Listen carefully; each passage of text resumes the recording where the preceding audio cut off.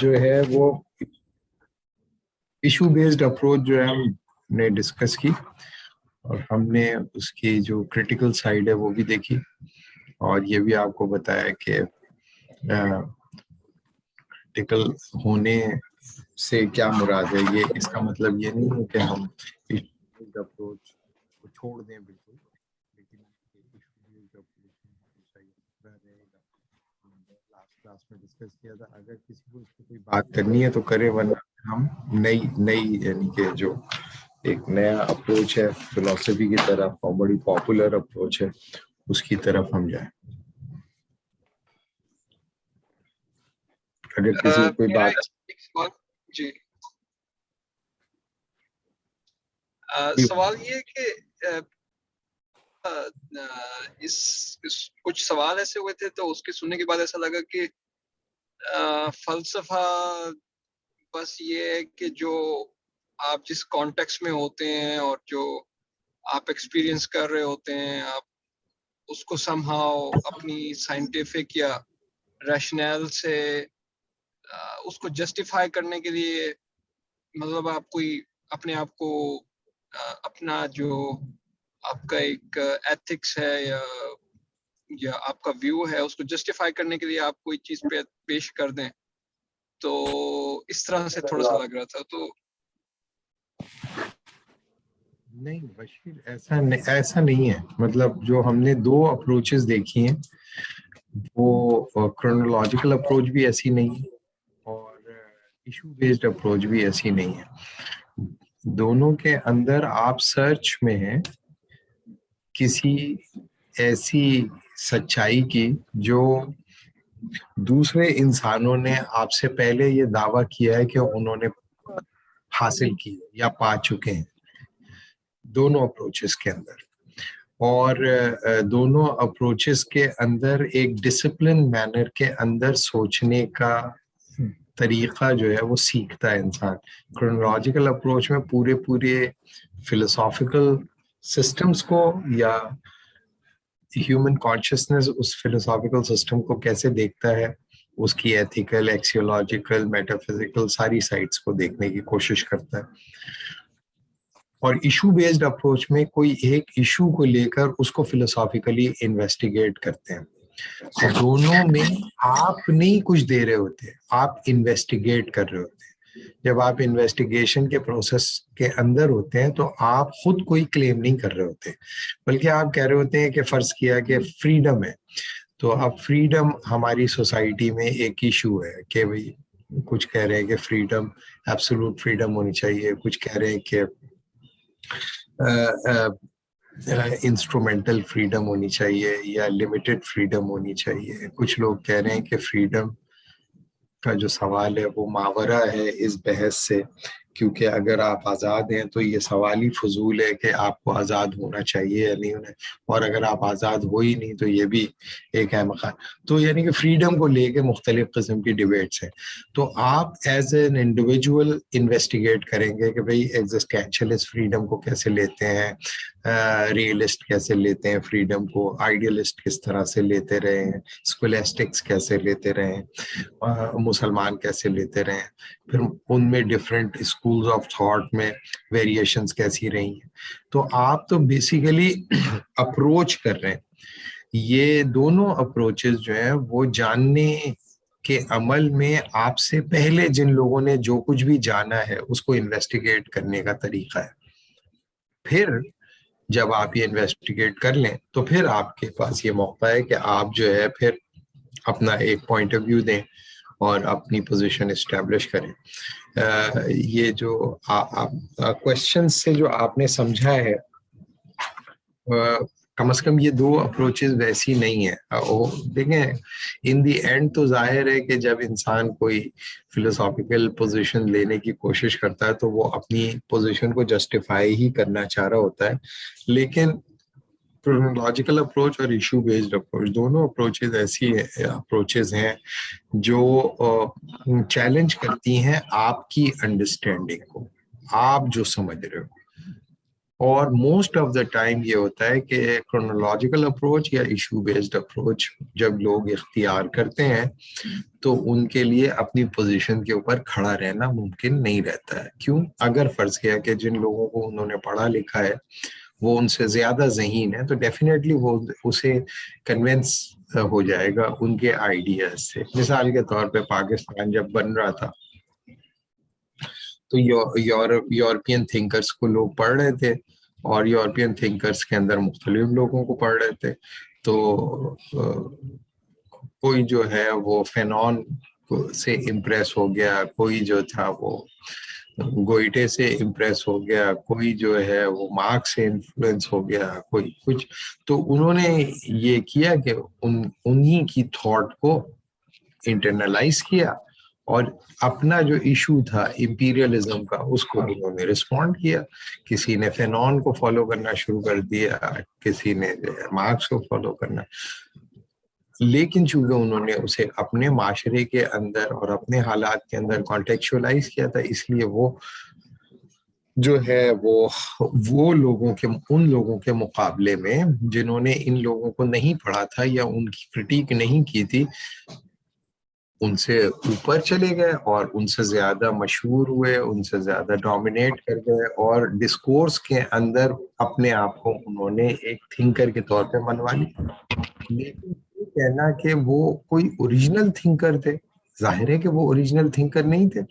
Original thinker اس لیے نہیں تھے کہ جو ان کا پوسٹ کولونیلزم کا جو تصور تھا وہ فینون کا تھا, یا جو ہے ان کا جو تصور تھا امپیریلزم کا وہ مارکسسٹ تصور تھا.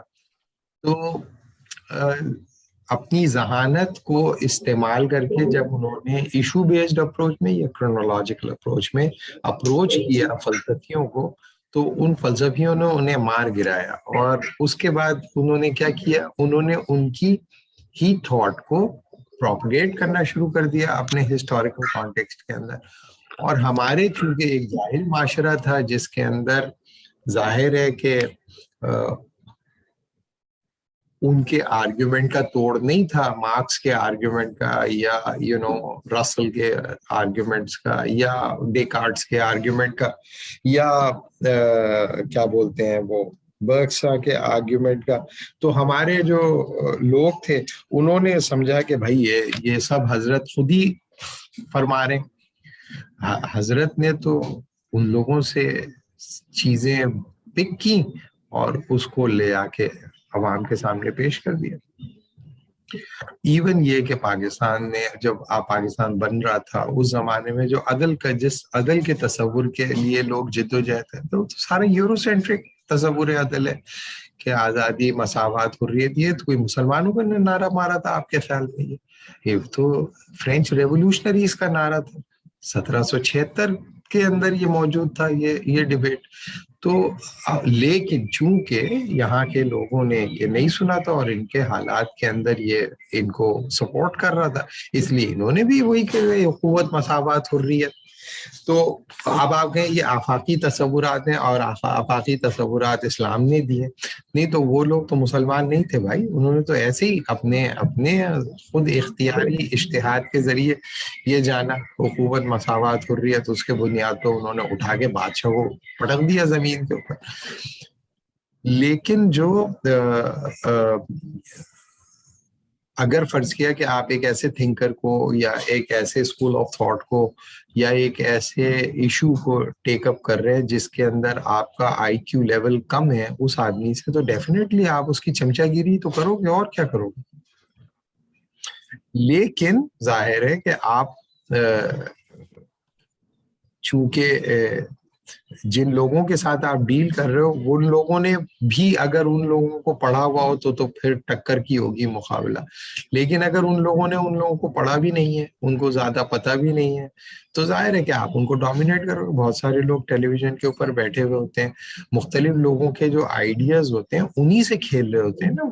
یہ جو صحافی وغیرہ کے لیول کے لوگ ہوتے ہیں کیا کر رہے ہوتے ہیں, مطلب ایک کسی کا وہ بتا دیا, کسی کا कोटेशन बता दी, फिर 2-4 हेरा फेरी की बातें की, फिर ये किया, फिर वो किया, लेकिन चूंकि एक आम माशरती सतह के ऊपर एक इस लेवल की जहालत है जिसमें वो एक आलिम बन के उभरता है लोगों के सामने, तो वो बुनियादी तौर पर वो तो फलसफियाना अप्रोच भी नहीं होती, उसके बावजूद लोग उसको पढ़ते हैं, वो ओपिनियन बनाता है, यानी कि वो ओपिनियन मेकर बन जाता है भाई वो।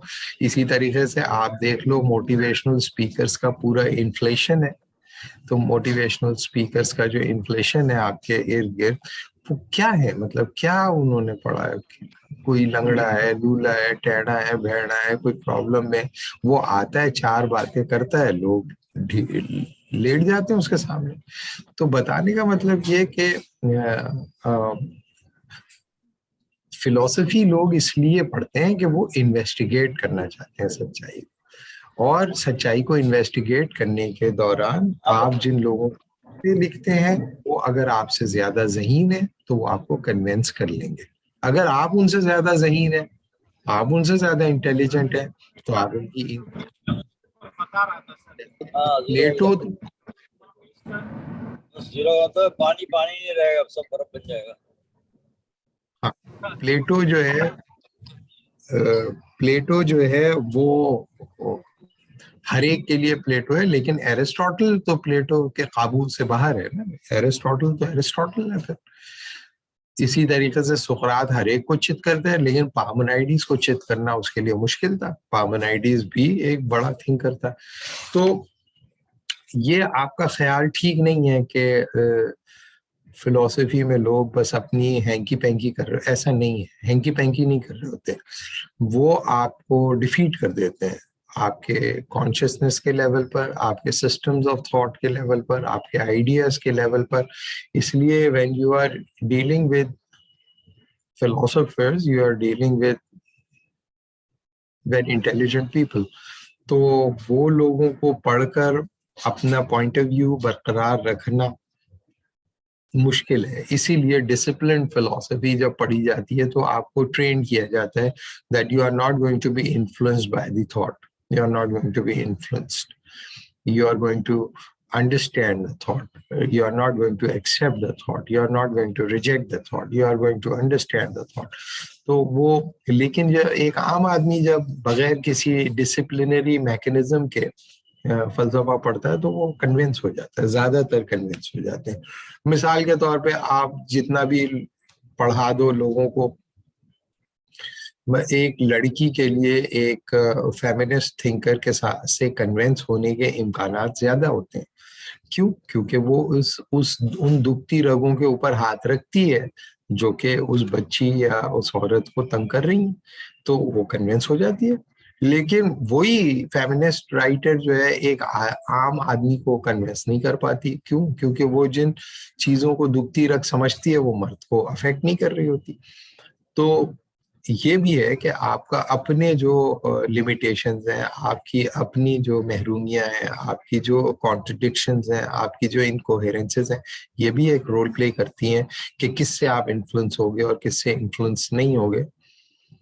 लेकिन बहरहाल फिलोसोफर्स जो है वो हमें इन्फ्लुएंस करते हैं और हमारे सिस्टम्स ऑफ थॉट को रीस्ट्रक्चर करते हैं, रीमॉडल करते हैं, रीऑर्गेनाइज करते हैं, जिसकी वजह से एक थॉट एक इंडिविजुअल से निकलकर एक बहुत बड़े कैनवस के ऊपर फैलती है।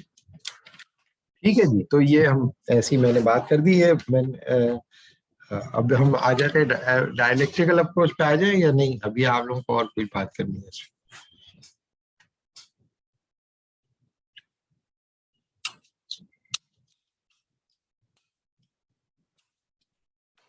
ठीक है, तो डायलेक्टिकल अप्रोच पे हम आते हैं।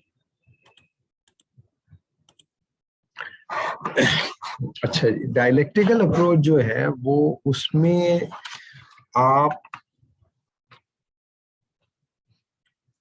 आप इस असम्पशन के साथ चलते हो कि आइडियाज जो होते हैं उनकी एक एज होती है, उनकी एक उम्र होती है, और उस उम्र के बाद वो आइडिया जो है वो सस्टेनेबल नहीं रहता। اور ڈائلیکٹیکل اپروچ جو ہے وہ اس میں ہمیشہ آپ آئیڈیاز کو انڈرسٹینڈ کرتے ہیں with reference to their corresponding antithesis. اور جیسے جیسے ایک آئیڈیا گرو کرتا ہے اس کی گروتھ جب کمپلیٹ ہو جاتی ہے تو اس کی جو عمر ہے وہ پوری ہو جاتی ہے تو اس آئیڈیا کے ساتھ جڑے رہنا لوگوں کے لیے ممکن نہیں رہتا. اور اس کے بعد اس آئیڈیا کے انہدام کے نتیجے میں ایک نئے قسم کے آئیڈیاز جنریٹ کرتے ہیں. تو ڈائلیکٹیکل اپروچ جو ہے وہ بیسیکلی امبیڈڈ ہوتی ہے most of the work produced as by the commentators. جو کمنٹیٹرز ہوتے ہیں وہ بنیادی طور اس اسٹرکچر کے اندر پیش کرتے ہیں آپ کے سامنے کہ آپ کو یہ لگتا ہے کہ یہ بنیادی طور پر یہ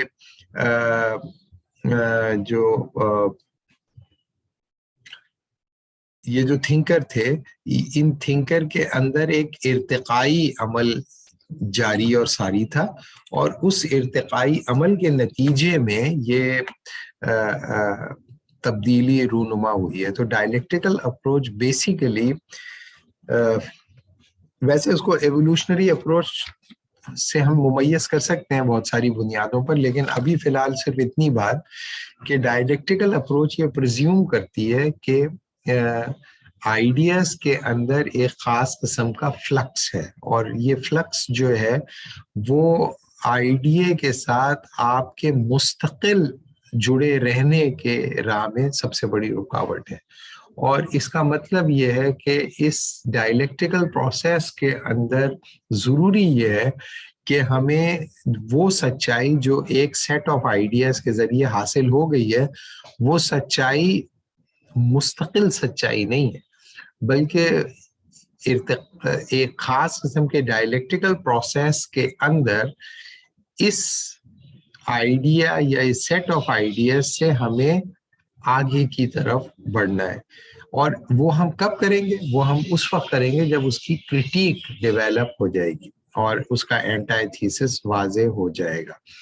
اور جیسے جیسے آئیڈیاز جو ہیں وہ اپنی عمر پوری کرتے چلے جاتے ہیں ان سے جڑے لوگ یا ان سے جڑے معاشرے یا ان سے جڑی ریاستیں یا ان سے جڑی تہذیبیں اپنا وقار اور اپنی قوت کھوتی چلی جاتی ہیں اگر وہ نئے آنے والے آئیڈیاز کو ایڈاپٹ نہیں کرتی. اس سے یہ بات پتہ چلتی ہے کہ بنیادی طور پر جو ہسٹری ہے وہ آئیڈیاز آف ہسٹری جو ہے وہ ہمیں بتاتی ہے کہ history is the slaughtering bench of ideas, یعنی کہ یہ ہیگل کا آئیڈیا ہے.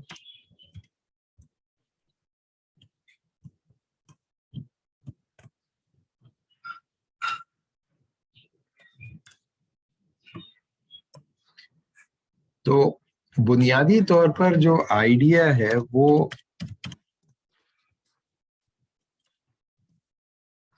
ایبسولوٹ سینس میں ٹرو نہیں ہوتے. صحیح ہے؟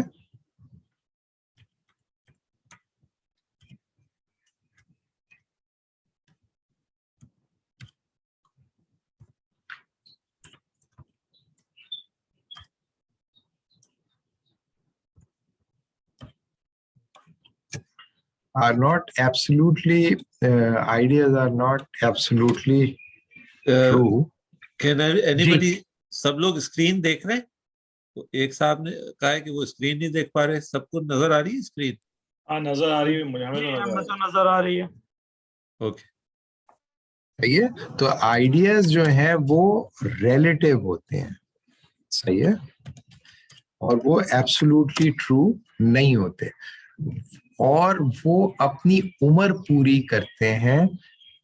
جب اپنی عمر پوری کر لیتے ہیں تو آپ کے لیے ان آئیڈیاز کے ساتھ جڑ کر سچائی کا سفر جو ہوتا ہے, جو ٹروتھ جرنی ہے, جرنی آف دا ٹروتھ ہے, اس پر چلتے رہنا آپ کے لیے मुमकिन नहीं रहता। जैसे कि आपने देखा कि आपको ये बताया जाता है कि इंसानी तारीख में एक दौर था जो माइथोलॉजिकल पीरियड था, फिर एक दौर आया जो रिलीजियस पीरियड था, फिर एक दौर आया जो साइंटिफिक पीरियड है, सही है। तो जैसे कॉम्टे का ये डिवीजन है। तो अब लोग कहते हैं कि भाई इसका मतलब ये हुआ कि आइडियाज के अंदर जो तब्दीलियां रूनुमा होती रही इंसानों की, वो एक लेवल पर उन सेट ऑफ आइडियाज से मुतमईन हो जाते थे जो माइथोलॉजिकल बुनियादों पर इस्तवार होते थे। लिहाजा माइथोलॉजीज लोगों के लिए काफी होती थी, देवमालाई कहानियां सुनकर लोग मुतमईन हो जाते थे। क्यों? क्योंकि उनकी जो कन्विक्शंस थी वो सेटिस्फाई हो जाती थी उस माइथोलॉजिकल सेटअप से। जैसे होमर की ऑडिसी पढ़ने के बाद जो है, सुनने के बाद लोग जो है मुतमईन हो जाते थे और उसके नतीजे में जो सच्चाइयां वो अखज़ कर लेते थे, वो सच्चाइयां वो समझते थे अबदी सच्चाइयां हैं, एब्सोल्यूट ट्रूथ्स हैं, यूनिवर्सल ट्रूथ्स हैं, और उनकी बुनियाद पर वो अपने रियासत, माशरे, अक़दार, इन सब का जो ढांचा तरतीब देते थे वो काफी होता था उन माइथोलॉजीज के अंदर छुपे हुए इंटेलेक्ट की बुनियाद पर। लेकिन एक वक्त आया कि लोगों ने कहा कि नहीं, कोई आपके पास ऐसा तस्वुर होना चाहिए जो मावरा हो माइथोलॉजीज से, बल्कि उन्होंने कहा कि वो रिलीजन्स आ गए। और जैसे क्रिश्चियनिटी आई तो क्रिश्चियनिटी ने आके कहा कि ये क्या, किस किस्म की बातें कर रहे हो कि वो खुदा है और फिर खुदा ने किसी औरत को रेप कर दिया, फिर उससे बच्चा पैदा हो गया। ये इस तरह खुदा ये हरकतें नहीं करता, और ये कि कोई खुदा की अथॉरिटी को चैलेंज नहीं कर सकता, और खुदा जो है वो क्रिएटर है, ऑमनीपोटेंट है, ऑमनीसेंट है, बेनवोलेंट है। और क्रिश्चियनिटी ने आके पूरी की पूरी ग्रीक माइथोलॉजी को जो है चैलेंज किया, और चैलेंज करने के बाद क्रिश्चियनिटी ने अपना एक डिस्कोर्स पैदा किया। क्रिश्चियनिटी ने भी पैदा किया, जुडाइज्म ने भी पैदा किया, इस्लाम ने भी पैदा किया, और उन्होंने तकरीबन 1,500 साल जो है वो दुनिया को इन्फ्लुएंस किया। लेकिन उसके बाद फिर ये बताते हैं कि भाई डायलेक्टिकल प्रोसेस के अंदर लोगों के लिए मुमकिन नहीं रह गया कि वो माइथोलॉजिकल पीरियड में जिस तरह से लोग जो थे हार्मोनाइज हो जाते थे माइथोलॉजी की बुनियाद पर, उसी तरीके से रिलीजियस पीरियड के अंदर रिलीजन की बुनियाद पे वो हार्मोनाइज हो जाते थे, और उसके लिए कुर्बानी भी देते थे, उसके लिए जद्दोजहद भी करते थे, उसके लिए सारी एक्टिविटी जो कुछ वो कर सकते थे करते थे। लेकिन जब साइंस का दौर आ गया और डेकार्ट्स और स्पिनोजा और लाइबनीज और फिख्टे और इन लोगों ने आके बताया कि भाई ये तो कोई एब्सोल्यूट ट्रूथ है ही नहीं, और चूंकि रिलीजन ये बताता ही नहीं कि ये सच उसके पास आया कहाँ से, बाइबल ये बताती नहीं, बाइबल तो कहती है प्रिज्यूम करो कि ये वर्ड ऑफ द गॉड है, ये तो नहीं चलेगा। और इसके नतीजे में लोगों ने बहुत बड़े कैनवस के ऊपर मजहब को प्रैक्टिस तो किया, लेकिन मजहब की इल्मी हैसियत जो उसकी एपिस्टेमोलॉजिकल वर्थ थी वो उसको चैलेंज कर दिया। तो मैं सिर्फ आपको ये बताने की कोशिश कर रहा हूँ कि जब लोग डायलेक्टिकल अप्रोच पे चलते हैं तो उसमें एक रिलेटिविटी तो होती है, लेकिन उसके साथ साथ एक ऑब्जेक्टिविटी भी होती है।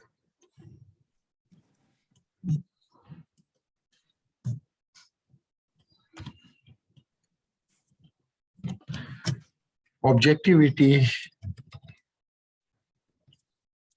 Of truth. देखिए ये जो दो आइडियाज है ना, रिलेटिविटी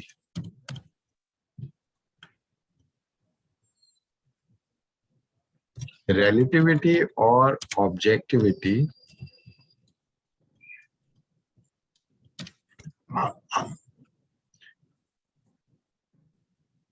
ये दोनों म्यूचुअली इनकम्पैटिबल है। आमतौर पे अगर एक चीज रिलेटिव होती है तो फिर वो सब्जेक्टिव हो जाती है, यानी कि जो आइडियल इनका ऑर्डर है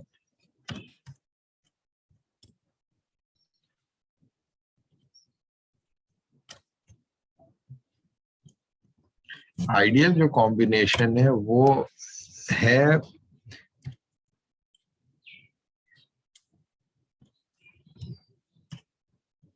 relativity and subjectivity.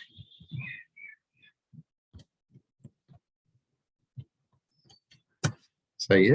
और अगर आप ऑब्जेक्टिविटी में इंटरेस्टेड हैं तो एब्सोल्यूटनेस,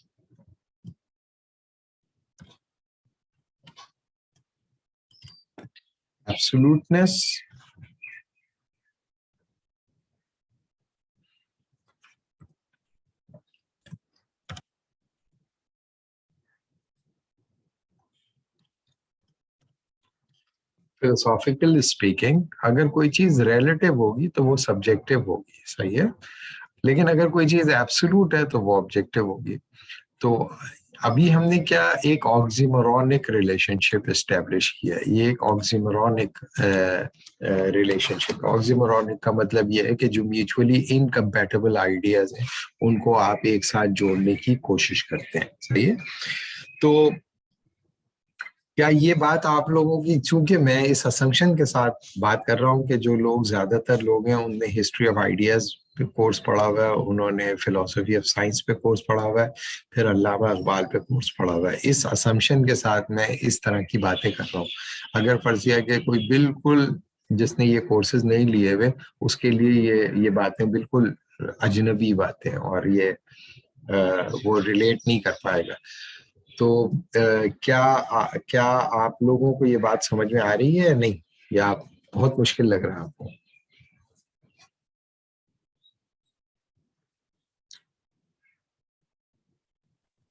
डॉक्टर साहब ईमानदारी से कहें तो ना पूरी तरह समझ में आ रही है ना बहुत ज्यादा मुश्किल लग रहा है. मेरा इंप्रेशन ये है कि जब हम आगे चलेंगे तो शायद बात क्लियर हो जाए मजीद.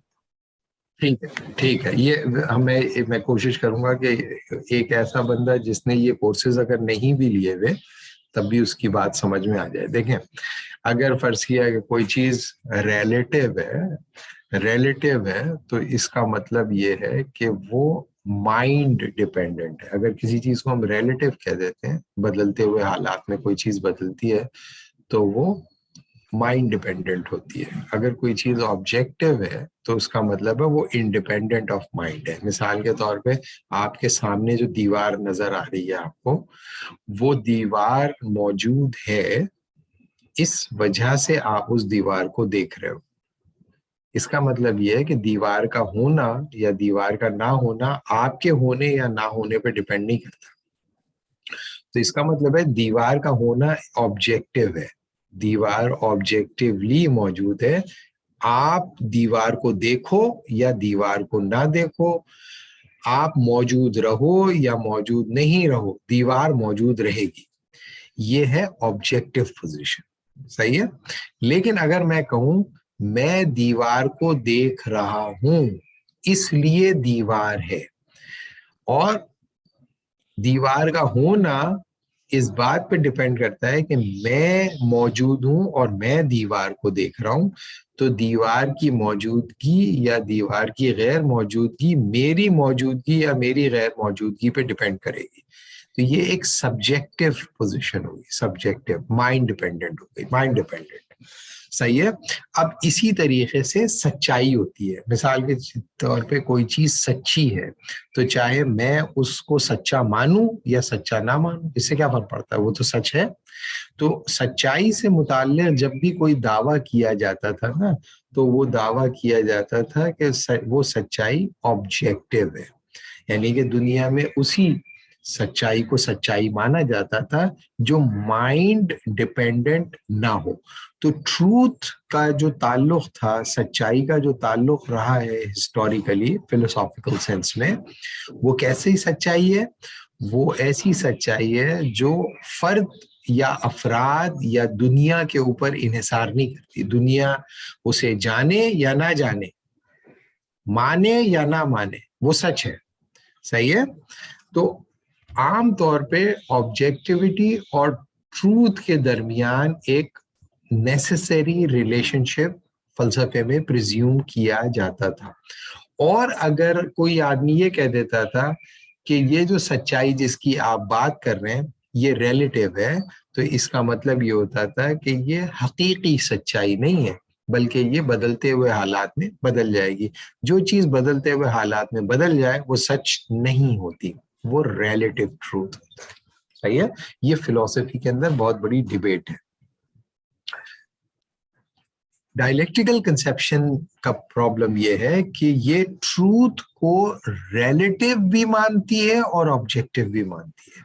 یہ ہے سب سے یعنی کہ کیچ, یعنی کہ ڈائلیکٹیکل اپروچ کا جو کیچ ہے وہ یہ ہے کہ سچ ایک وقت میں آبجیکٹیولی ٹرو ہونے کے باوجود بدلتے ہوئے حالات میں بدل جائے گا. لیکن جس وقت وہ سچا مانا جائے گا وہ سچائی, اس وقت وہ صرف مجھے سچ نہیں لگ رہی ہوگی, وہ اس وقت کے تمام انسانوں کو سچ لگ رہی ہوگی.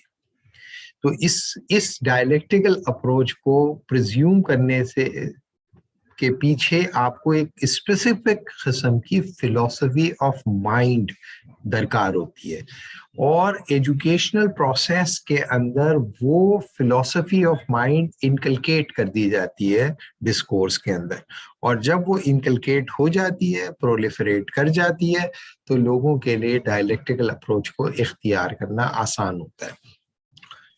میں نے جو باتیں کی ہیں, میں نے جو ساری باتیں کی ہیں, یہ مشکل باتیں ہیں اور میں مانتا ہوں, لیکن میں جان بوجھ کے اس تھنکر کو انٹروڈیوس نہیں کر رہا جس سے یہ پوری کی پوری ڈیبیٹ نکلتی ہے. اس کا بیسیکلی فریڈرک ہیگل جو ہے اس کا آرگیومنٹ ہے یہ, اور اسے بہت سارے لوگوں نے اڈاپٹ کیا. انفارچونیٹلی مسلمانوں کو بڑا شوق پڑ چڑھا, اور خاص طور پہ وہ لوگ جو کہ ویسٹرن ڈسکورس کی جو سپیریورٹی تھی اس سے انفلوئنس ہوئے, اور انہوں نے بھی ہیگل کو اپنے سسٹمز کے اندر انکارپوریٹ کیا, اور ماڈرن ایجوکیشن سسٹم میں بھی اس کی پرولیفریشن بہت زیادہ ہے. تو یہ ڈائلیکٹیکل اپروچ جو ہے وہ ایک خاص قسم کی فلسفی آف مائنڈ کے لیے کے بغیر ممکن نہیں ہے. تو یہ اس کو تھوڑا سا, ابھی میں نے بہت سارے آئیڈیاز تھرو کیے ہیں میں یہ دیکھنے کے لیے کہ اس کی ریسیپٹیوٹی کیا ہے. پھر ہم دیکھتے ہیں کہ اس کو ہم کس طرح سے آپ کے لیے انٹیلیجیبل بناتے ہیں. یہ ڈاکٹر صاحب, یہ جو اس کے بارے میں جب آپ بول رہے تھے تو میں پڑھ رہا تھا کہ یہ لکھا ہوا ہے کہ method of argument that involves some sort of contradictory process between opposing sides. دیکھیں وہ اچھا ہی بات ہے. فارملی جب ایسے ڈائلیکٹکس ہے, وہ ڈائلیکٹکس ہے, میں نے جان بوجھ کے ڈائلیکٹکس کا ٹرم استعمال نہیں کیا یہاں پر. پورا کہیں پر بھی آپ دیکھیں گے نا ڈائلیکٹکس کا ٹرم میں نے استعمال نہیں کیا. یہ جو ورڈ ڈائلیکٹک ہے یہ بہت معنوں میں فلسفے میں استعمال ہوا ہے. وہ جو آپ کہہ رہے ہیں وہ ڈائلیکٹکس ہے, دی آرٹ آف آرگیومنٹیشن, جو کہ سقراط استعمال کرتا تھا کلاسیکل فلسفی کے اندر. صحیح ہے, یہ وہ چیز نہیں ہے, یہ وہ چیز نہیں ہے. اور میں اسی وقت ریفرنس دینے کی کوشش کرتا ہوں جب ہمیں لگے کہ لوگ جو ہے وہ غلط راستے پہ جا سکتے ہیں یا مس انٹرپریٹ کریں گے ڈیبیٹ کو. تو فلسفی آف مائنڈ کے بغیر جو ہے وہ ڈائلیکٹیکل اپروچ جو ہے وہ پینیٹریٹ نہیں کرتی. یہ میں ابھی آپ کو سمجھاتا ہوں اور سمجھانے کی کوشش کرتا ہوں, لیکن پہلے میں ملاحت کا کوشچن لے لوں اور ایک دو لوگ اور جو کوشچن کرنا چاہتے ہیں وہ کوشچن کریں, اس کے بعد پھر میں اس کو دیکھتا ہوں. السلام علیکم ڈاکٹر صاحب. ڈاکٹر صاحب, تو آپ نے جو کہا کہ جو ٹروتھ کی کنڈیشن ہے وہ, ایک منٹ میں لکھا تھا, میں اس پہ جاتا ہوں. آپ نے کہا کہ جو کنڈیشن ہے the truth is time bound and can change in a different time. تو پھر مطلب پھر ہم اس پہ الٹیمیٹ ٹروتھ پہ کہاں جائیں گے؟ اور جو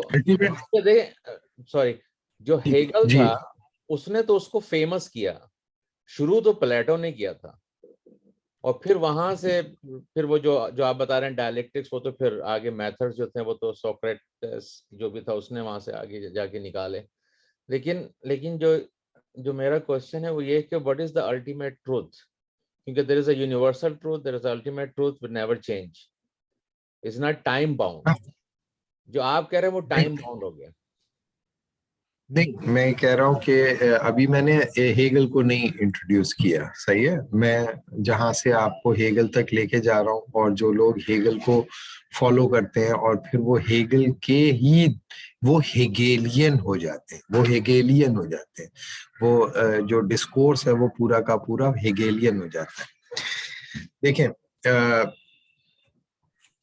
پہلے آپ کی بات کہ آپ جسے ڈائلیکٹک سمجھ رہے ہیں، وہ جب آپ گوگل کریں گے ورڈ کو تو وہ آپ کو لے جا کر سقراط تک پہنچا دے گا، یا آپ کو پلیٹو کے ڈائلاگس تک پہنچا دے گا. وہ ایک الگ چیز ہے جس کے اندر آپ ڈیڈکٹیو ریزننگ، انڈکٹیو ریزننگ کو دونوں کو استعمال کر رہے ہوتے ہیں، ریٹرک بھی استعمال کر رہے ہوتے ہیں، اور آپ سامنے والے کو کنونس کر لیتے ہیں اپنے خیالات یا سیٹ آف اسٹیٹمنٹس کی بنیاد پر. وہ ایک الگ چیز ہے، وہ میتھڈالوجی ہے. صحیح ہے، وہ آپ بھی اختیار کر سکتے ہو، میں بھی کرتا ہوں. وکیل جو کر رہے ہوتے ہیں عدالت کے اندر ڈائلیکٹکس استعمال کر رہے ہوتے ہیں، پولیٹیشین ڈائلیکٹکس کو استعمال کر جی، جو آپ نے جیسے فرمایا تھا جیسے آپ نے شروع میں ہی فرمایا تھا، وہ تو آرٹ آف ڈسکشن جو ہے، اس کو ہم اگر اچھا میں جو آپ جو بات کہہ رہے ہیں نا، میں نے جو یہاں پر جو سلائیڈ اگر آپ دیکھ رہے ہو کہ ریلیٹیوٹی اور آبجیکٹیوٹی کا جو کمبینیشن ہے وہ آکسیمورونک ہے.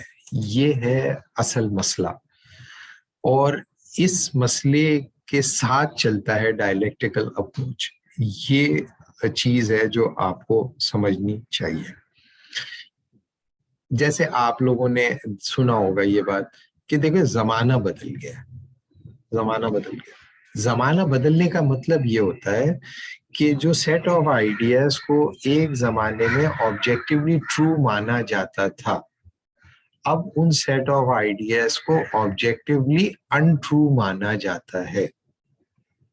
اسی کو کہتے ہیں زمانہ بدل گیا. جب زمانہ بدل جاتا ہے تو لوگ کہتے ہیں کہ اب سچ بھی بدل گیا ہے. صحیح ہے، یہ ایک عام آدمی کو یہ ٹرمینالوجی نہیں پتا ہوتی، لیکن وہ کہتا ہے زمانہ بدل گیا. جیسے کچھ لوگ جو ہوتے ہیں وہ کہتے ہیں زمانہ بدل گیا لیکن ہم نہیں بدلے. تو وہ جو لوگ کہہ رہے ہوتے ہیں کہ وہ نہیں بدلے، وہ لوگ زمانے کے لیے ایکسیپٹیبل نہیں رہتے.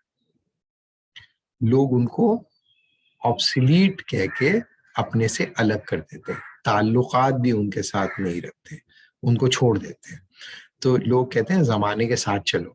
سنا ہے نا جو جملہ آپ لوگوں نے، میاں زمانے کے ساتھ چلو. ارے میاں زمانہ بدل گیا، زمانہ غضب کی چال چل گیا. تو یہ جو ایوری ڈے ٹرمینالوجی ہے جس چیز کو ریویل کر رہی ہے، وہ یہ جو ڈائلیکٹیکل اپروچ ہے فلسفے کے اندر، جو کہ جس کو بعد میں ہیگل نے جس کو انٹروڈیوس کیا، اور اس کے لیے اس نے خاص قسم کا فلسفہ جنریٹ کیا، جو کہ اس کے پہلے جو لوگ ہیں وہ اس نوعیت کا فلسفہ جنریٹ نہیں کر پائے. اور ہیگل کا یہ خیال ہے کہ ہی از دا لاسٹ فلاسفر. ہیگل اپنے آپ کو کہتا ہے I am the last philosopher. تو اس نے اپنے آپ کو لاسٹ فلاسفر اس لیے کہتا تھا کہ وہ یہ کہتا تھا کہ میں یہ تمہیں نہیں بتا رہا کہ فلسفہ کیا ہے، میں تمہیں بتا رہا ہوں فلسفہ کیسے جنریٹ ہوتا ہے، اور فلسفہ کیسے آبسلیٹ ہوتا ہے، اور پھر نیا فلسفہ کیسے پیدا ہوتا ہے. اور میں تمہیں یہ نہیں بتا رہا کہ قدر کیا ہے، میں تمہیں بتا رہا ہوں کہ قدر کیسے وجود میں آتی ہے اور کیسے اپنی جڑ پکڑتی ہے اور پھر کیسے آبسلیٹ ہوتی ہے. میں تمہیں یہ نہیں بتا رہا کہ ریاست کیسے بنتی ہے، میں تمہیں بتا رہا ہوں کہ پولیٹیکل تھیوری کیسے جنریٹ کرتی ہے اور کیسے اپنی حیثیت برقرار کرتی ہے، پھر کیسے ڈس انٹیگریٹ کرتی ہے. میں تمہیں یہ نہیں بتا رہا کہ معاشرہ کیسے بنتا ہے، میں تمہیں بتا رہا ہوں کہ معاشرہ کیسے وجود میں آتا ہے، پھر کیسے تبدیل ہوتا ہے، پھر کیسے ڈس انٹیگریٹ کرتا ہے، اور پھر ایک نیا معاشرہ. تو وہ کہتا ہے کہ میرا جو فلسفہ ہے وہ آل انکمپیسنگ ہے. اور آل انکمپیسنگ کیوں ہے؟ کیونکہ ہیگل کا جو فلسفہ ہے وہ ایپسٹمولوجی یا میٹافزکس یا ایکسیولوجی یا میتھڈولوجی ان کو الگ الگ نہیں کرتا، وہ ایک ہی گو کے اندر سب کو ایکسپلین کرنے کی کوشش کرتا ہے. میرا یہ خیال ہے کہ جو شروع میں لوگ پڑھ رہے ہیں, اگر خدا نہ خواستہ آپ میں سے کوئی بھائی ایسا ہے جو پہلی بار فلسفہ پڑھنے آیا, تو وہ تو اب دوبارہ انشاءاللہ کبھی نہیں آئے گا, وہ کہے گا بھائی یہ تو اپنے بس کی چیز نہیں ہے. حالانکہ یہ ڈائلیکٹیکل اپروچ کو ابھی میں نے صرف تھرو کیا ہے آرگیومنٹ کہ بہت سارے لوگ اسی طرح پوری انسانی تاریخ کو دیکھ رہے ہوتے ہیں.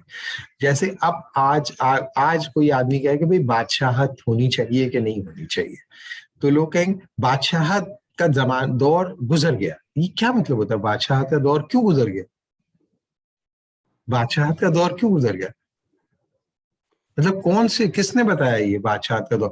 آپ کہیں گے کہ بھائی انسانی ذہن میں جو ارتقاء ہوا, جو ادارتی صفبندی وجود میں آ گئی, جس قسم کے ریاستی ڈھانچے وجود میں آ گئے, جس طرح سے گلوبل اکانومی ظہور پذیر ہو گئی, اس کے اندر بادشاہت کی نمو پذیری یا اس کی گروتھ پاسبل نہیں رہی. اس لیے اگر کوئی بادشاہت نافذ کرنے کی کوشش کرے گا, سسٹین نہیں کرے گی. صحیح ہے؟ تو وہ یہ بتائے گا کہ ریلیٹیولی ایک زمانے میں بادشاہت اپنے دور کا سچائی تھی, ہر جگہ پہ بادشاہت تھی, لیکن وہ سچائی اب سچ نہیں رہی. اس کا مطلب ہے وہ سچائی ایک زمانے میں جب پوری دنیا میں بادشاہت چل رہی تھی تو اس زمانے میں وہ سچائی آبجیکٹیولی ٹرو, لیکن اب جو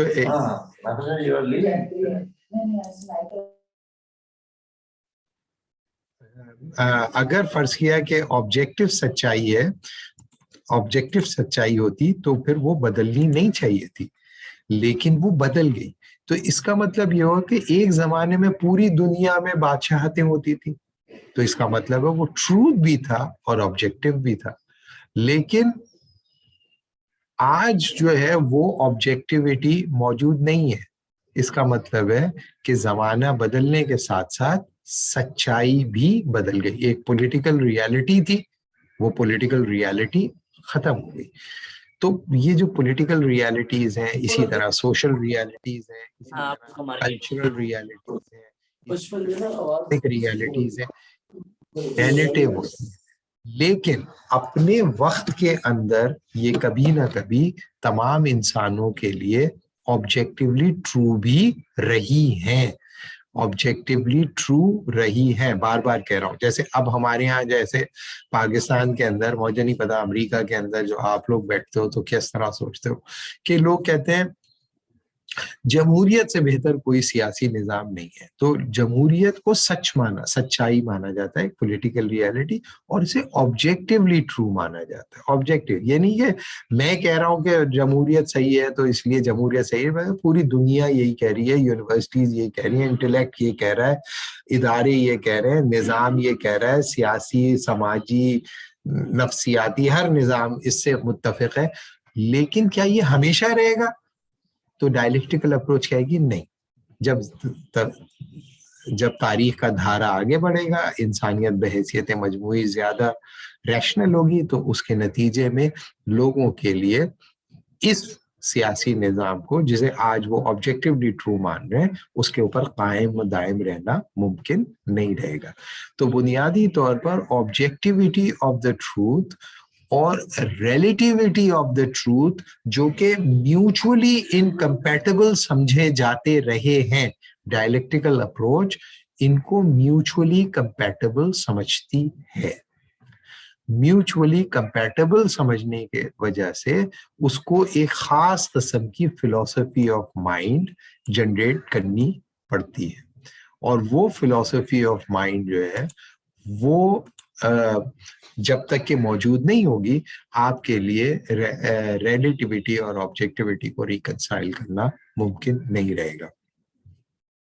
تو آج جو میں نے ابھی تک بات کی ہے وہ ایک ایسی بات کی ہے جس میں جو ڈائلیکٹیکل اپروچ کیا ہوتی ہے اس کو ڈیفائن کرنا تھوڑا مشکل لگا مجھے, اور مجھے نہیں سمجھ میں آ رہا ہے کہ کس لیول تک آپ لوگوں نے ایبزارب کیا ہے اس کو. میں نے صرف آپ کو 3 باتیں بتائی ہیں. میں نے پہلی بات آپ کو بتائی کہ ڈائلیکٹیکل اپروچ ایک خاص قسم کی ریلیٹیوٹی آف ٹروتھ کو پروپیگیٹ کرتی ہے، اور وہ یہ بتاتی ہے کہ سچ جو ہوتا ہے وہ اپنے اندر اپنا توڑ رکھتا ہے، سچ یا آئیڈیا اپنے اندر ہی اپنا اینٹائی تھیسس رکھتا ہے، اور جیسے جیسے وہ میچور ہوتا چلا جاتا ہے آئیڈیا، وہ اینٹائی تھیسس بھی طاقتور ہوتا چلا جاتا ہے، اور جب وہ اتنا طاقتور ہو جاتا ہے اس کا اینٹائی تھیسس کہ وہ اپنے ہوسٹ کو ہی ڈیفیٹ کر سکے، تو اس کے نتیجے میں وہ ایک نئے آئیڈیا کو جنریٹ کرتا ہے جو تھیسس اور اینٹائی تھیسس کا سے الگ ہوتا ہے، ایک نیا آئیڈیا ہوتا ہے، اور وہ پچھلے آئیڈیا کے مقابلے میں ایک نئی سچائی کا دعویٰ کرتا ہے۔ اس طریقے سے ہسٹری کے اندر نت نئے آئیڈیاز جنریٹ ہوتے رہتے ہیں، اور ہسٹوریکل پروسیس میں پچھلے آئیڈیاز جو ہیں ان کی سلاٹرنگ ہوتی رہتی ہے۔ اسی لیے ہیگل کا جو ٹرم تھا وہ یہ تھا، history is the slaughtering bench of ideas. اب آخری بات میں ابھی کر لوں، اس کے بعد پھر آج ہم روک دیں گے، اس کے بعد نیکسٹ کلاس میں ہم اس کو ٹیک اپ کریں گے کہ ڈائلیکٹیکل اپروچ کے لیے آپ کو فلسفی آف مائنڈ کی ضرورت کیوں پڑتی ہے۔ دیکھیں، سچ جو ہوتا ہے نا، سچ اس کا بیئرر کون ہوتا ہے؟ who actually the bearer of the truth؟ سچ کا بیئرر جو ہوتا ہے وہ ہوتا ہے مائنڈ۔ ٹروتھ جو ہوتا ہے نا وہ مائنڈ کے اندر ہوتا ہے۔ آپ نے دیکھا ہے کہ فرض کیا کہ آپ ایک ایسی دنیا میں ہو جو سب کے سب جو ہے کسی جھوٹ کو پہ یقین کر لیں، اور آپ کو سمجھ میں آ رہا ہے کہ بھائی یہ سب جو ہے ایک جھوٹی بات پہ یقین کر رہے ہیں، آپ جتنا بھی چیخو، جتنا بھی چلاؤ، لیکن اگر وہ اس کو سچا سمجھتے ہیں تو آپ ان کا کچھ کر نہیں سکتے۔ کیوں؟ کیونکہ the bearer of the truth is the mind۔ اب اگر مائنڈ تبدیل ہو جائے تو سچ تبدیل ہو جاتا ہے۔ بات سمجھ میں آ رہی ہے؟ The bearer of the truth is mind۔ صحیح ہے؟ The bearer of the truth is mind۔ If the mind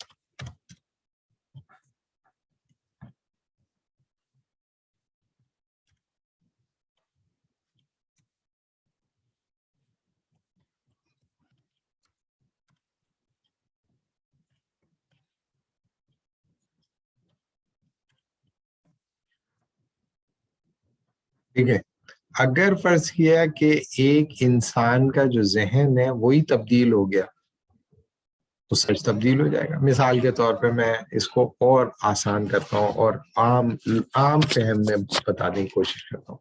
مثال کے طور پہ ایک انسان ہے جو کسی سے محبت کرتا ہے اور کہتا ہے میں آپ سے محبت کرتا ہوں، صحیح ہے، اور آپ کو اس کی محبت پہ یقین آ گیا، جیسے آپ سب جو لوگ سن رہے ہیں، آپ سے کوئی محبت کرے تو اس کے بعد پھر آپ اس امید پہ کہ چونکہ وہ آپ سے محبت کرتا ہے آپ نے اس سے کوئی تقاضا کیا۔ جب آپ نے اس سے کوئی تقاضا کیا اس محبت کے بھروسے پہ یا برتے پہ، تو اس نے کہا کون ہو آپ؟ میں تو وہی ہوں نا جس سے تمہیں محبت، میں تو آپ کو نہیں جانتا۔ تو آپ کیا میں تم تو مجھ سے محبت، بولے بھائی میں تو آپ کو جانتا ہی نہیں۔ بولے تو میری مجھ سے جو محبت کا تم نے دعویٰ کیا، بولے کہ جب میں آپ کو جانتا ہی نہیں تو محبت کا کیا سوال ہے؟ تو اگر فرض کیا کہ وہ آپ کو بھول جائے تو وہ جو سچائی، جو محبت کی سچائی تھی وہ برقرار رہے گی یا نہیں ہے بھائی؟ نہیں ہے بھائی؟ نہیں رہے گی، ظاہر سی بات ہے۔ تو یہ بات آپ کو سمجھ میں آ گئی کہ اس وقت وہ محبت کرتا تھا، فرض کیا وہ میموری لاس ہو گئی اس کو، मेमोरी लॉस हो गई, कोई एक्सीडेंट हुआ, वो अब आप किसी को पहचानते ही नहीं, तो आपसे वो मोहब्बत करेगा नहीं नहीं, क्योंकि वो आपको जानते ही नहीं, जानते हैं। उसके लिए यू आर नोबडी, वो आपको पहचान ही नहीं रहा। अब जो नए रिश्ते वो बनाएगा उस पे करेगा, तो अब उस मोहब्बत का क्या हुआ जो वो करता था, वो कहाँ गई, लॉस्ट हो वो गई? है या नहीं, नहीं, वो लॉस्ट हो। लॉस्ट हो गई, बिल्कुल ऐसे ही है। तो इसका मतलब ये हुआ कि सच्चाई जो है माइंड के बदलने से बदल जाती है, इसीलिए लोग कहते हैं ट्रूथ इज माइंड डिपेंडेंट। तो अगर फर्ज किया कि ट्रूथ माइंड डिपेंडेंट है, if truth is mind dependent, तो फिर तो ये रिलेटिव हो गया, माइंड बदलेगा तो ट्रूथ बदल जाएगा। तो फिर ऑब्जेक्टिविटी का क्या सवाल है?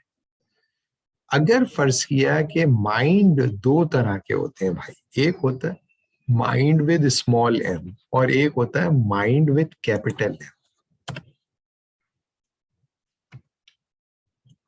एक हमारा इनफिरादी माइंड है और एक हमारा इज्तिमाई माइंड है। एक हमारा इनफिरादी शऊर है, एक हमारा इज्तिमाई शऊर है, एक हमारा इंडिविजुअल कॉन्शियसनेस है, एक हमारा कलेक्टिव कॉन्शियसनेस है। तो तारीखी अमल जो होता है वो दो सतहों के ऊपर हो रहा होता है हेगेलियन फ्रेमवर्क के अंदर। एक इर्तिका या तब्दीली हो रही होती है इनफिरादी जहन की सतह पर, यानी कि आप पहले बच्चे थे, फिर आप बड़े हुए, फिर आप जवान हुए, फिर आप अधेड़ उम्र हुए, फिर आप बूढ़े हुए, फिर आप मर गए। तो ये तो एक इंडिविजुअल माइंड यानी कि विद स्मॉल एम चेंजेस हो रही है, सही है? डॉक्टर साहब, ये जी डॉक्टर साहब ये जो मिसाल आपने दी है, फिर इसमें वो जो पुरानी स्लाइड थी आपकी के रिलेटिविटी और रिलेटिवली जो चीज मतलब ट्रुथ था और एक ऑब्जेक्टिव, ये वो डिबेट नहीं शुरू हो जाएगी? क्योंकि माइंड में जी कोई जी चीज जी होगा तो ये रिलेटिवली हो गया ना, इट्स नॉट ऑब्जेक्टिव। तो हम वी आर थिंकिंग जी ऐसा था और था भी, मतलब जब मतलब अपनी जात में तो था भी जो हम समझ रहे हैं। तो ये तो मतलब इसको हम एक्चुअल ट्रुथ पे तो नहीं बात करेंगे, फिर वो टाइप ऑफ ट्रुथ पे नहीं नहीं नहीं, मैं बता रहा हूँ आपको। पहले ये बात समझ में आ गई आपको कि ट्रूथ जो होता है वो माइंड डिपेंडेंट होता है डायलेक्टिकल फ्रेमवर्क के अंदर? जी, ये बात समझ में आ गई। अब अगर ट्रूथ माइंड डिपेंडेंट है और माइंड चेंज हो रहा है तो ट्रूथ भी चेंज हो जाएगा, है? बिल्कुल जी, सही है ना? तो इसका मतलब ये है कि वो रिलेटिव हो गया। नहीं, लेकिन डॉक्टर साहब वो ट्रूथ जो चेंज होगा वो तो इंडिविजुअल लेवल पे होगा ना। जो जी जी, उसी की बात कर रहा हूँ। अभी मैंने जो पहली एग्जांपल दी उसी की बात कर रहा हूँ, उसी की बात कर रहा हूँ।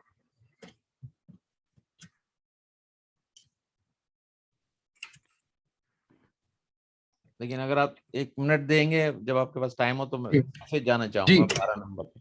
जी जी जी जी। तो डॉक्टर साहब मुझे जो चीज थोड़ा सा समझ नहीं आ रही है, हजम नहीं हो रही, वो ये है कि जो फिलॉसफी है वो तो इमेजिनेशन ऑफ द प्लेटो है। तो हेगल ने उसकी जो जो उसको क्लाइमेक्स पे पहुंचाया, कम्युनिकेट किया, वो उसने उस आइडिया को जो था वो लेके वो ऊपर चला, जो उसकी जो एप्लीकेशन थी, तो उसने उस स्पेसिफिक एरिया को वहां पे पहुंचाया। अगर उसको हम आजकल के अपने रीसेंट अपने अपने टाइम में देखें तो शिकवा और जवाब शिकवा जहन में आता है जो इकबाल का है, कि जो इसकी बेस्ट एग्जांपल है डायलेक्टिकल अप्रोच की, जिन्होंने जो बिल्कुल डायलेक्टिकल। क्योंकि देखें जो प्लेटो ने था उसने तो आइडिया दिया, जो जो जो whole crux of the thought process है, वो तो उसके तो फाउंडर हेगल तो नहीं था ना, उसका तो फाउंडर तो फिर प्लेटो था, क्योंकि इमेजिनेशन तो वही। नहीं, मैं आपको बताऊं कि अभी हमने फिलॉसफी पढ़नी शुरू भी नहीं की, ठीक है? हम सिर्फ ये देख रहे हैं कि जब फिलसफे को हम अप्रोच करेंगे, फिलसफे को हम अप्रोच करेंगे तो हम कैसे करेंगे, क्रोनोलॉजिकली करेंगे। मिसाल के तौर पे मलाहत ये कह रहे हैं कि भाई क्रोनोलॉजिकली अगर हम देखेंगे तो पहला बड़ा फलसफी जो है ना वो हेगल है, वो प्लेटो है, और क्रोनोलॉजिकली हेगल बाद में आया है। तो पहले जो आया है वो होगा ना असल में खालिक आइडिया का, اور باقی تو اس کو لے کے اوپر جا رہا ہے یا اس میں ویریشن لا رہا ہے جو بھی لا رہا ہے. تو اپروچ کرونولوجیکل اپروچ کے اندر جو پہلے پیدا ہو گیا, جو پہلے آدمی کے خیال آ گیا, وہ پہلا آئیڈیا ہو گیا, وہ اوریجنل ہو گیا, باقی نہیں ہوا. تو یہ کرونولوجیکلی بھی دیکھا جا سکتا ہے. دوسری بات یہ ایشو بیسڈ اپروچ بھی دیکھ سکتی ہے. ایشو بیسڈ اپروچ یہ دیکھ سکتی ہے کہ بھئی آپ جو ہے وہ مائنڈ کو کس طرح سے دیکھ رہے ہیں. مائنڈ کو پلیٹو کس طرح دیکھتا ہے, مائنڈ کو ہیگل کس طرح دیکھتا ہے. دونوں الگ الگ طریقے سے دیکھتے ہیں مائنڈ کو, ٹھیک ہے. اسی طریقے سے آپ کہہ رہے ہیں کہ ریلیٹیوٹی کو پلیٹو کیسے دیکھتا ہے, ریلیٹیوٹی کو ہیگل کیسے دیکھتا ہے, دونوں الگ الگ طریقے سے دیکھتے ہیں. اسی طریقے سے آبجیکٹیوٹی کو ہیگل کیسے دیکھتا ہے, آبجیکٹیوٹی کو پلیٹو کیسے دیکھتا ہے, دونوں الگ الگ طریقے سے دیکھتے ہیں. تو میں ابھی ہیگل, پلیٹو یا اقبال نہیں ڈسکس کر رہا, میں آپ کو یہ بتا رہا ہوں کہ ڈائلیکٹیکل اپروچ فلسفے میں کیسی ہوتی ہے. ڈائلیکٹیکل اپروچ یہ کہتی ہے کہ اجتماعی شعور میں جو تبدیلیاں ہوتی ہیں وہ تبدیلیاں ایک دو دن کے اندر نہیں ہوتی, وہ صدیوں پہ محیط ہوتی ہیں. تو جب تک کہ وہ اجتماعی شعور تبدیل نہیں ہوتا اس وقت تک انفرادی شعور کسی سچائی کو آبجیکٹیولی ٹرو مانتا ہے. اور جب اجتماعی شعور 100 200 250 سال کے اندر تبدیل ہو جاتا ہے تو وہ انفرادی شعور جو کسی چیز کو آبجیکٹیولی ٹرو مانتا تھا 200 سال تک, اس کے لیے اس ٹروتھ کے اوپر قائم رہنا ممکن نہیں رہتا, اور وہ اجتماعی شعور کی تبدیلی کے نتیجے میں اس آبجیکٹیو ٹروتھ کو رد کر کے ایک دوسری ٹروتھ کو اختیار کرتا ہے. مثال کے طور پہ جمہوریت آج کے زمانے کا سچ ہے, تو انفرادی شعور بھی یہ سمجھتا ہے کہ جمہوریت بہتر سیاسی نظام ہے, اور اجتماعی نظام یا اجتماعی شعور کلیکٹیو کانشسنس بھی یہ سمجھتا ہے کہ جمہوریت بہترین نظام ہے. یہ جو انفرادی شعور ہے جو یہ کہہ رہا ہے کہ جمہوریت بہترین نظام ہے, وہ اسی وقت تک کہتا رہے گا جب تک کہ اجتماعی شعور تبدیلی کے ایک ایسے دور میں داخل نہ ہو جائے جس میں لوگوں کے لیے ممکن نہ رہے کہ وہ جمہوریت کو بہترین سیاسی نظام سمجھنے لگے. جب اجتماعی شعور تبدیل ہو جائے گا تو وہ کہیں گے ایک زمانے میں جمہوریت بھی ایک سیاسی نظام ہوا کرتا تھا, لوگ اسے صحیح سمجھتے تھے, لیکن اب دیکھیں اس کے اندر ہم نے اسے آبسلیٹ ہو گیا, اس کو ہم نے ریجیکٹ کر دیا. کیوں؟ کیونکہ یہ جیسے ہیگل کہتا ہے کہ عیسائیت ایک زمانے کی سچائی تھی, وہ ایک زمانے کا سچ تھا, لوگ اس میں سچائی تلاش کرتے تھے, لیکن جب اجتماعی شعور میں تبدیلیاں رونما ہوئیں, انسانیت بحیثیت مجموعی زیادہ ریشنل ہو گئی, اور اجتماعی شعور کے لیے ممکن نہیں رہ گیا کہ بائبل سے اخذ کردہ سچائیوں پر منوعن عمل کر سکے, تو انہوں نے بائبل کو اٹھا کے باہر پھینک دیا اور انہوں نے کانسٹیٹیوشن کو بائبل کی جگہ پہ رکھ دیا. تو اسی طریقے سے اسی کا اعلان جو ہے وہ نیٹشے کس طرح کہتا ہے, now the God is dead, we have killed the God, the murder of all murders, who is going to wipe this blood, we shall be as God. تو بتانے کا مطلب یہ کہ یہ جو اناؤنسمنٹ ہے کہ now the God is dead, یہ کوئی ایسا نہیں ہے کہ کوئی فزیکل واقعہ ہوا. یہ now the God is dead کا مطلب ہیگل وہ نیٹشے کیا کہہ رہا ہے کہ ایک زمانہ تھا جب لوگوں کے لیے خدا وجود رکھتا تھا اور اس کے احکامات کو وہ خدا کے ہی احکامات سمجھتے تھے, اس پہ وہ عمل کرتے تھے. اب اگر آپ کہیں کہ کسی کے لیے دلیل فیصل یہ ہوتی ہے کیا کہ یہ اللہ نے کہا ہے, آپ مجھے بتائیں سپریم کورٹ میں آپ کھڑے ہو کے کہہ سکتے ہو یہ اللہ نے کہا ہے؟ سپریم کورٹ میں کھڑے ہو کے آپ یہ کہہ سکتے ہو کہ اللہ نے یہ کام سے منع کیا؟ سنتا ہے کوئی؟ تو بتانے کا مطلب جی سوری معذرت چاہ رہا ہوں, صرف یہ بات جی میں سوری میں بیک اینڈ فورتھ نہیں کرنا چاہا, لیکن ایک جس پہ جو مجھے سمجھ میں نہیں آ رہی بات وہ یہ ہے کہ کلیکٹیو لیول ہو یا انڈیویجول لیول ہو, جو پوائنٹ آف کلائمیکس ہوتا ہے وہ سسٹینیبل پوزیشن کبھی بھی نہیں ہوتی. آپ ایک جگہ پہ کلائمیکس پہ پہنچتے ہیں کسی بھی چیز کے ٹروتھ پہ یا الٹیمیٹ ٹروتھ پہ, اور اس کے بعد یا تو آپ رائز کرتے ہیں یا فال کرتے ہیں. مطلب آپ کبھی کلائمیکس پہ رہتے نہیں ہیں. تو اس جی بالکل. پوزیشن میں ہم کس طرح سے کسی بھی چیز کو ٹینجیبل کریں گے؟ کیونکہ دیکھیں شکوہ جواب شکوہ جو میرے ذہن میں آیا تھا وہ اسی لیے آیا تھا. اقبال نے جب شکوہ لکھا تو وہ ڈفرینٹ فریم آف مائنڈ میں تھے. جب انہوں نے اور جب ان کو پریشر پڑا باہر سے جو بھی کچھ ہوا اس زمانے میں, تو انہوں نے جواب شکوہ رکھا, وہ ڈفرینٹ فریم آف مائنڈ میں تھے. تو میرا کوشچن جو ہم بعد میں آف لائن بات کر لیں گے, لیکن یہ تھا کہ جو پوائنٹ آف کلائمیکس ہے اٹس ناٹ سسٹینیبل پوزیشن. دیکھیے ڈائلیکٹیکل ویو کے اندر جو ڈائلیکٹیکل اپروچ کو اختیار کرتے ہیں فلسفہ پڑھنے کے لیے, ان کے اندر ریٹریٹ کوئی نہیں ہے. یعنی کہ آپ جب ہسٹوریکل پروسیس کے اندر, کم از کم ہیگیلین فلسفی کے اندر, there is no way back. You always move tending towards more higher stage.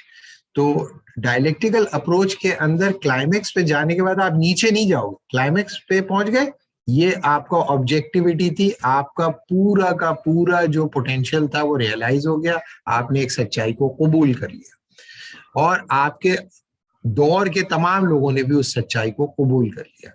لیکن پھر کیا ہوا کہ سب لوگوں کا ذہن گرو کر گیا, اور جب لوگوں کا ذہن گرو کیا تو انہیں پتا چلا کہ اس ٹروتھ کے اوپر جو سچائی کو ہم نے آبجیکٹیو ٹروتھ مانا تھا, اس میں یہ کمزوریاں ہیں. اس کے اینٹائی تھیسس ہمیں دکھائی دینے لگے, اور جب اینٹائی تھیسس دکھائی دینے لگے تو لوگوں نے اس سچائی کو چھوڑ دیا, اور ایک اسٹیپ اور اوپر ہو گیا, اور ایک اسٹیپ اوپر ہو گیا, اور ایک اسٹیپ اوپر ہو گئے. تو اس کا مطلب یہ ہے کہ جو آپ کا جو تصور ہے نا وہ ہے فلکچویٹنگ نہیں ہے, یہ انفیریئر ٹو سپیریئر ہے, ہائر ریالٹی کی طرف جا رہے ہیں. جیسے جیسے ریزن گرو کرے گا ویسے ویسے ماضی کی سچائیوں کے ساتھ جڑے رہنا انسانوں کے لیے ممکن نہیں رہے گا. یہ ڈائلیکٹیکل اپروچ جو فلسفے کے اندر اختیار کرتے ہیں لوگ, وہ آئیڈیاز کو ڈائلیکٹیکلی جب دیکھ رہے ہوتے ہیں تو اس کا مطلب یہ ہوتا ہے کہ کلائمیکس پہ جانے کے بعد نیچے نہیں آئے گا. وہ کلائمیکس پہ جانے کے بعد وہ کلائمیکس اپنا اینٹائی تھیسس آپ کے سامنے پیش کرے گا, اور جب وہ اینٹائی تھیسس آپ کے سامنے آ جائیں گے تو آپ کے لیے ممکن نہیں رہے گا اس سچائی پہ قائم رہنا اجتماعی طور پر, اور آپ اس کو رد کر کے اوپر چلے جائیں گے. یہ ڈائلیکٹیکل اپروچ جو ہے ان اے سٹل مینر, بغیر کسی کو اطلاع دیے آپ کے پورے ایجوکیشن سسٹم کے اندر پرولیفریٹڈ ہے, آپ کے پورے بیوروکریٹائزڈ اسٹرکچرز کے اندر انفلٹریٹڈ ہے, آپ کے پورے انسٹیٹیوشنل سیٹنگز کے اندر پرولیفریٹڈ ہے. نتیجہ یہ نکلتا ہے کہ جیسے ہی آپ ان کو کوئی فرض کیا, ایک مذہبی ذہن جب کہتا ہے کہ دیکھو یہ اللہ نے یہ کہا ہے یا رسول نے یہ کہا ہے, تو وہ اس کے دماغ میں فوراً سے یہ اسٹرائک کرتا ہے, ارے یہ پرانے زمانے کی باتیں کر رہا ہے. پرانے زمانے کی بات کرنے کا مطلب یہ ہے کہ اگر آپ آج کے دور کو پیچھے کی طرف لے کے جاؤ گے تو یہ ریگریسو ہوگا, ریگریسو. تو ہسٹری جو ہے ڈائلیکٹیکل فریم ورک کے اندر آگے بڑھتی ہے, اور جب آگے بڑھتی ہے تو یہ ممکن نہیں رہتا کہ وہ پچھلی سچائیوں کے ساتھ جڑی رہے. تو ڈائلیکٹیکل اپروچ کے دو یعنی کہ it's a double edge sword. یہ ایگزسٹنگ آئیڈیا کو چیلنج کرتی ہے اور نئے آئیڈیا کو جنریٹ کرتی ہے, اور اس نئے آئیڈیا کے ساتھ اس وقت تک جڑی رہتی ہے جب تک کہ وہ نیا آئیڈیا کا اینٹائی تھیسس جنریٹ نہ ہو جائے. تو وہ آبجیکٹیو بھی سمجھتی ہے ٹروتھ کو اس وقت تک جب تک کہ اجتماعی شعور کی سطح پر اس کا اینٹائی تھیسس جنریٹ نہ ہو جائے. اجتماعی سطح پر جب اس کا اینٹائی تھیسس جنریٹ ہو جاتا ہے تو لوگوں کے لیے ممکن نہیں رہتا اس سچائی کو جسے ماضی میں انہوں نے کبھی سچا مانا تھا اس پہ قائم رہنا. اور فلسفیوں کا کام کیا ہے کہ اینٹائی تھیسس کو بریک کر کے دکھانا, کہ دیکھو آج جسے آبجیکٹیوٹی آف دا ٹروتھ مان رہے ہو نا, اس میں یہ پرابلم ہے, یہ پرابلم ہے, یہ پرابلم ہے, یہ پرابلم ہے, یہ پرابلم ہے. جب وہ سارے پرابلمز آپ کے سامنے آ جاتے ہیں تو آپ کی حیثیت بالکل ایک ایسے انسان کی طرح ہو جاتی ہے جس کے کھانے میں مکھیاں پڑی ہوئی ہیں اور اسے پہلے نظر نہیں آ رہی تھی. وہ سمجھ رہا تھا کہ ایک کشمش ہے, اور آپ کو یہ بھی بتا دیا گیا تھا کشمش کا مزہ ایسا ہی ہوتا ہے جو مکھی کا مزہ ہے. لیکن ایک آدمی نے آ کے بتا, بھائی یہ مکھی ہے, تم کشمش ہوتی تھی کسی زمانے میں, لیکن یہ جو تمہارے کھانے میں پڑی ہے مکھیاں ہیں. اب تمہارے لیے اس کو نگلنا یا منہ میں ڈالنا ممکن نہیں رہے گا, اور یہ اجتماعی سطح کے اوپر ہوگا. تو ایک زمانے میں آپ مکھیوں کو کشمش سمجھ کے کھاتے تھے کیونکہ آپ کا اجتماعی شعور اتنا ڈیولپ نہیں ہوا تھا. اور جب آپ کا اجتماعی شعور ڈیولپ ہو گیا تو ہیگل یہ کہے گا اب آپ کے لیے مکھی کو نگلنا ممکن نہیں رہے گا. تو آپ اپنا یا تو کھانا تبدیل کرو گے, یا مکھی کا تصور تبدیل کرو گے, یا کشمش کا تصور تبدیل کرو گے, یا پھر آپ کہو گے بھائی میں جو ہے اپنا اب نیا کھانا پکاؤں گا ایسی کی تیسی اس کھانے کی, اب تو یہ نہیں چلے گا.